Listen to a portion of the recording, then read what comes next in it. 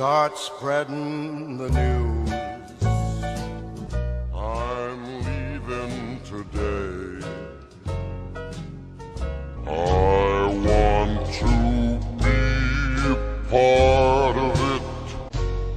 New York, New York.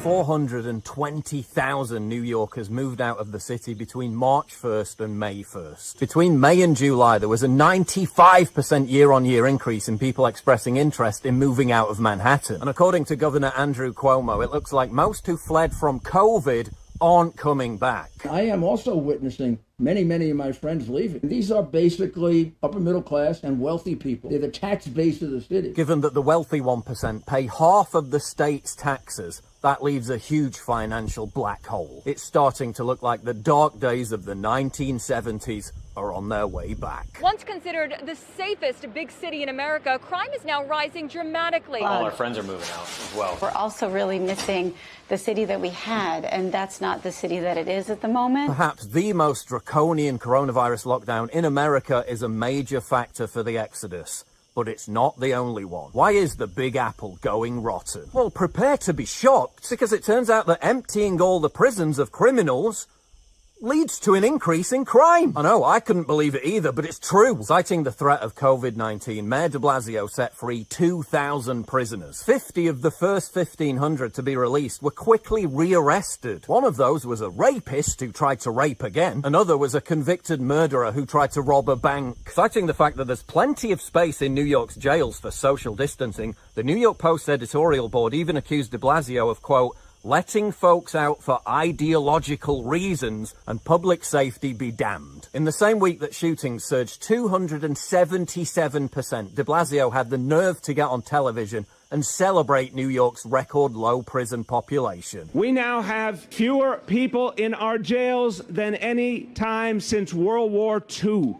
And we are safer for it. Safer for it? Is that some kind of sick joke? People said that if we reduced incarceration and ended the era of mass incarceration, we would be endangered. It was the other way around. No, it wasn't. Compared to the same month last year, overall shootings for July have spiked 177%. Murders are up 59%. Burglaries are up 31%. Between Thursday and Saturday last week, 49 people were shot in a 48-hour period. That's 5 times more than the same period last year. That rivals Chicago levels. President Trump is hinting at a possible federal intervention after another surge in shootings across New York City. A 7-year-old girl was wounded and a 19-year-old woman was murdered. And we are safer for it. There have been 1,087 shooting victims so far in 2020. That's compared to 577 for the same period last year. A 40-year-old man was shot while waiting for his train on the platform at Grand Central Terminal.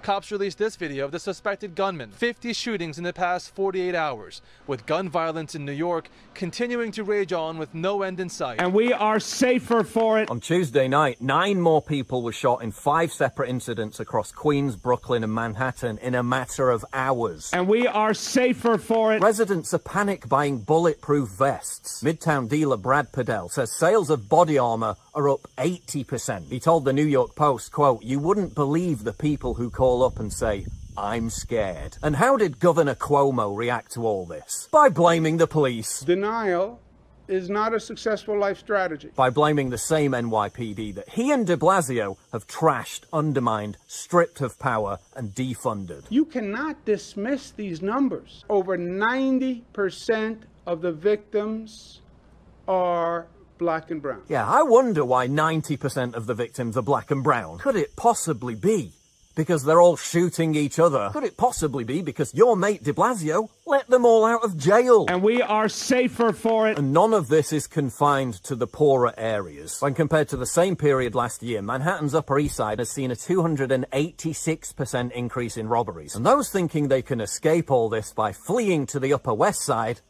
well, they can think again. That's become a dumping ground for hundreds of homeless people who the city has put up in luxury hotels in an attempt to keep shelters clear of COVID-19. 139 of the city's iconic hotels have been turned over to help house these most unwelcome neighbours, The city and FEMA is paying $175 per day per person. In Times Square, seemingly homeless people are sprawled out where pedestrians would typically walk and gather. She recently took these pictures of a needle and what appears to be a bag of heroin. There are people defecating on the streets. There are people selling drugs on the streets. There are people using telephone booths as their office.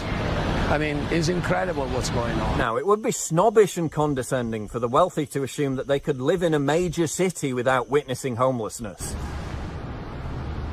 Why don't you get a job? But the city got caught housing registered sex offenders just a block away from a children's playground. Residents say they're living in fear of homeless people being aggressively intimidating, spitting at them, verbally abusing them, doing drugs, masturbating in the open, and urinating on the street. They'll start self-pleasurizing themselves. They'll pass out on the street from K2, smoking crack, shooting heroin. People are being assaulted every day, fights every day. It's a cesspool for drugs, a cesspool for violence, a cesspool for garbage. It's disgusting. But there's still a deluge of delusional progressive morons who think that by writing the word love on the ground in chalk outside these hotels, that will somehow offset the masturbating, the pissing, the spitting, the shooting, and all the aggressive intimidation. Local restaurants are going out of business because customers aren't allowed to sit inside. And they don't want to sit outside because they're getting harassed for money by the homeless. There's anger and disbelief that with cold weather around the corner and restaurants struggling, Mayor de Blasio has no plans to allow indoor dining in New York City. I'm petrified. So the cops are not responding now at all. You call 911 and say, oh, you want to defund us? Okay, now you'll see what it's like without cops. Maybe the police would have more manpower and resources to deal with this. If, for example, de Blasio didn't devote 27 of them to guard a Black Lives Matter mural outside Trump Tower. A sizable work crew, including de Blasio himself, were allowed to violate permit rules and gather in close proximity to paint the mural. Yet the 9/11 Light Beam Memorial Tribute has been cancelled for the first time in 18 years because of the threat posed by coronavirus to the work crew. Once again, so long as your message is ardently anti-police, anti-American, and pro-BLM, apparently COVID suddenly mutates into a woke virus and takes a vacation. The message is patently ludicrous. Oh, you can't get corona at a BLM rally attended by tens of thousands of people, but if you visit a light show, you're killing Granny. And remember, these are the same health officials who at the start of the pandemic told people to go out and congregate in huge crowds. Commissioner Dave H. Oxy told New Yorkers to ignore, quote, misinformation about corona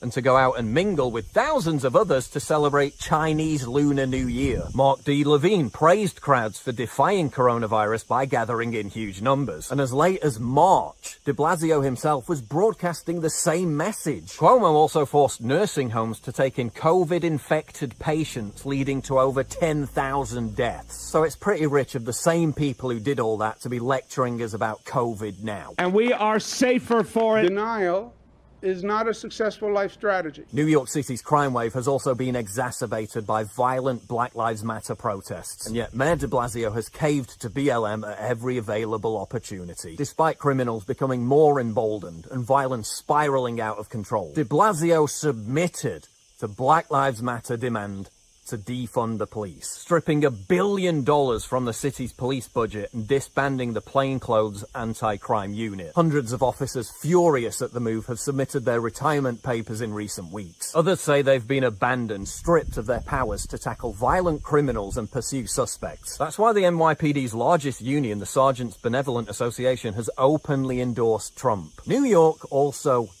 stinks.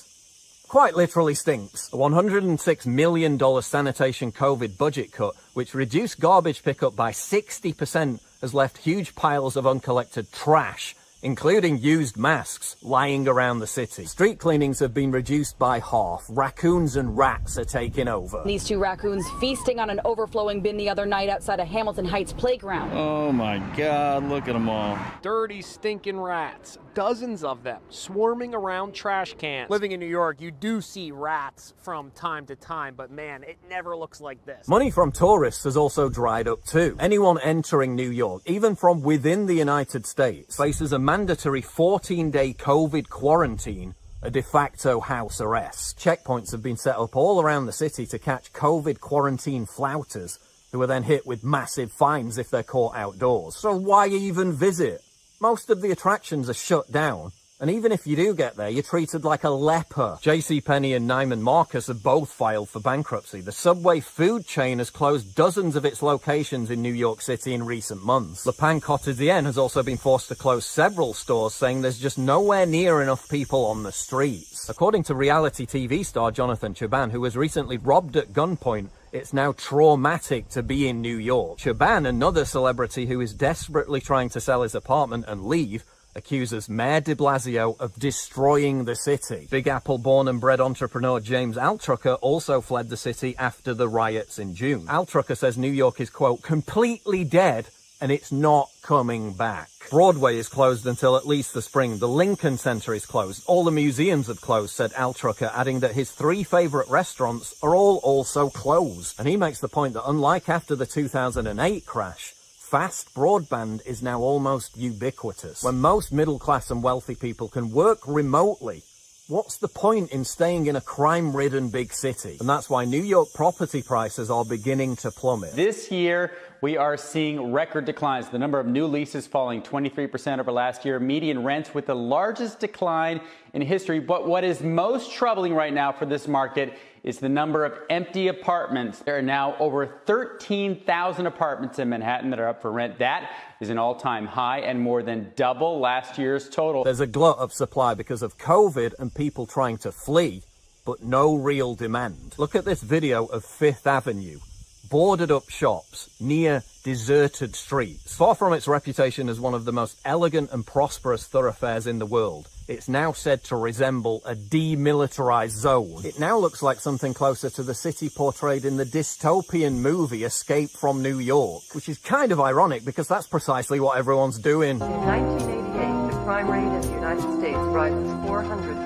The once great city of New York becomes the one maximum security prison for the entire country. The rules are simple. Once you go in, you don't come out. It feels like the 1970s, one local community board member told the New York Post.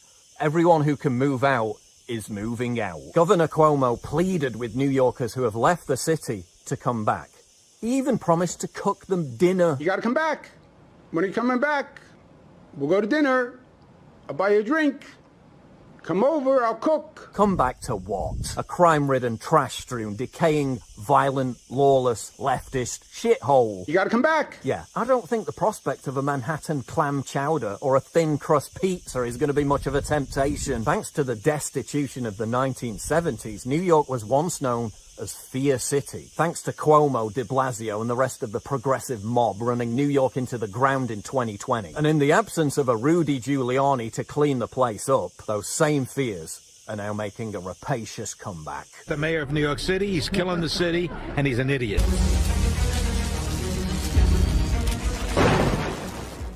Olá pessoal, tudo bem? Aqui é o Tradutor. Eu tô passando para te avisar que eu tô numa campanha para conseguir pelo menos mais 9 apoiadores até o final do ano. Esse canal não é monetizado, então totalmente depende de você. Eu preciso muito do seu apoio para manter esse canal atualizado e vivo, né, no ar. Os links para apoiar esse nosso projeto estão na descrição desse vídeo e no comentário fixado. Então é muito fácil e muito simples de apoiar. É graças a essas pessoas incríveis que eu posso estar trazendo conteúdo para vocês. E é isso aí, pessoal. Não se esqueçam de deixar seu like, seu comentário e até mais. Fui! Grande abraço.